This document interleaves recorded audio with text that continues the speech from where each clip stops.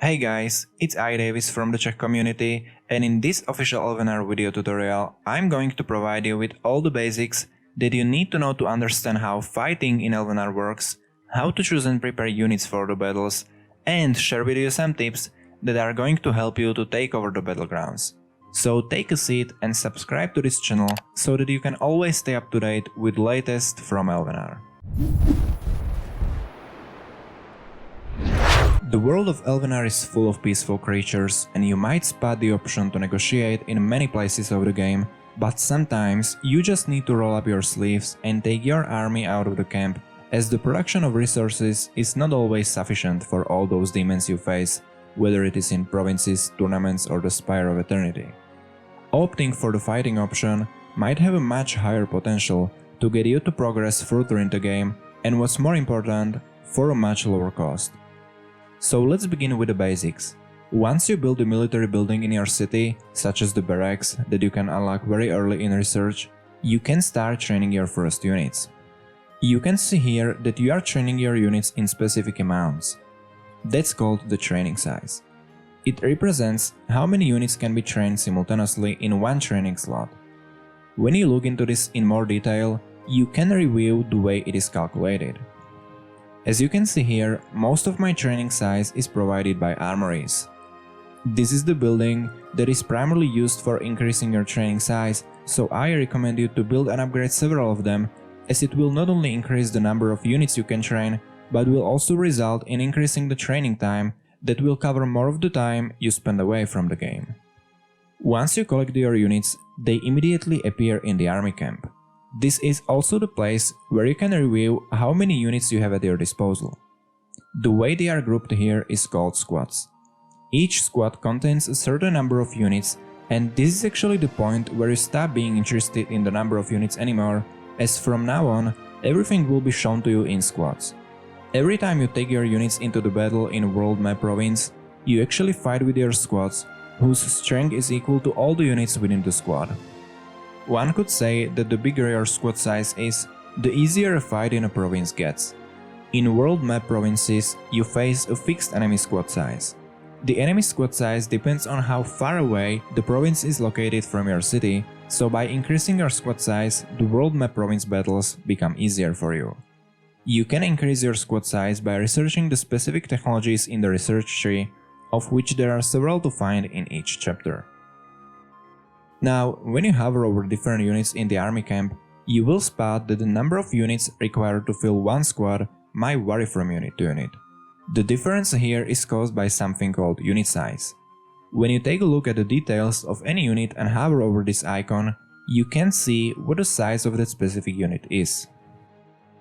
It actually represents how much space this unit takes up within one squad. Don't worry, it's staying simple for you because this number also has an impact on the training size, so at the end of the day, in one training slot, you are training the same portion of a squad of every unit in the game. Moving on, let me explain the army selection screen. This is where you choose which units are going to participate in the upcoming battle. For this, it is very helpful for you to realize what the specific strengths of your units are, because that way you can easily decide which ones to put onto the battleground to maximize your chance at winning the battle. Now let me show you the battle pentagram, which provides a convenient overview of the relations of strengths and weaknesses between different unit classes. So let's begin with what we see here.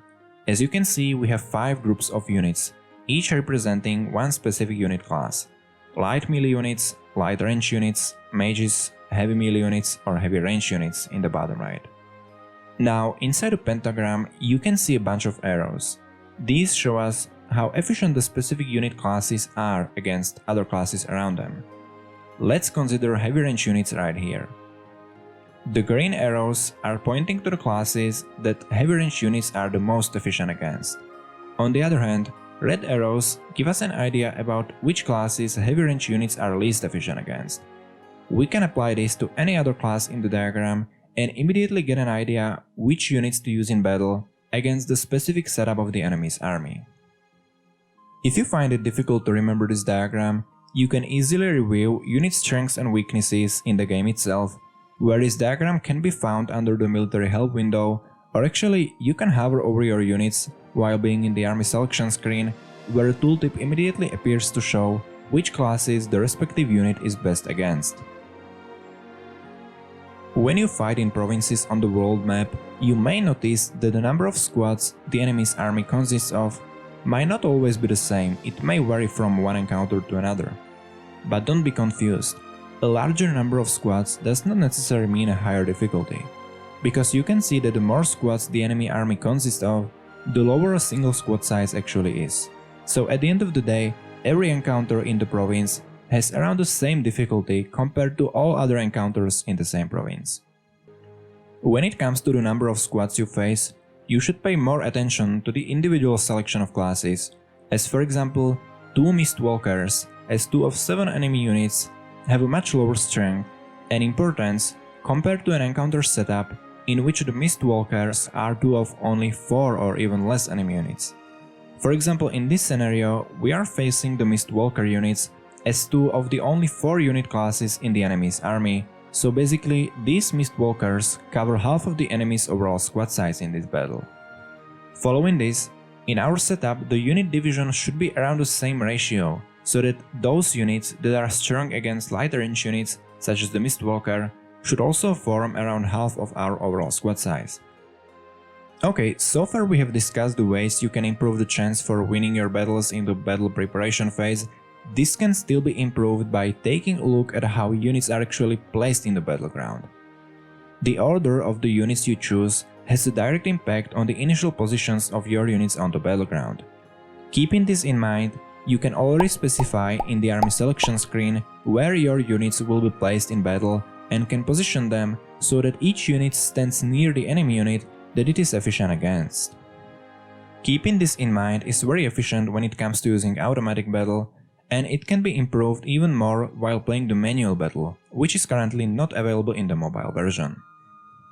When using manual battle, it's up to you to handle all the obstacles in the battleground. In some more difficult cases, it might be useful for you to actually check the layout of the battleground with a trial setup of units.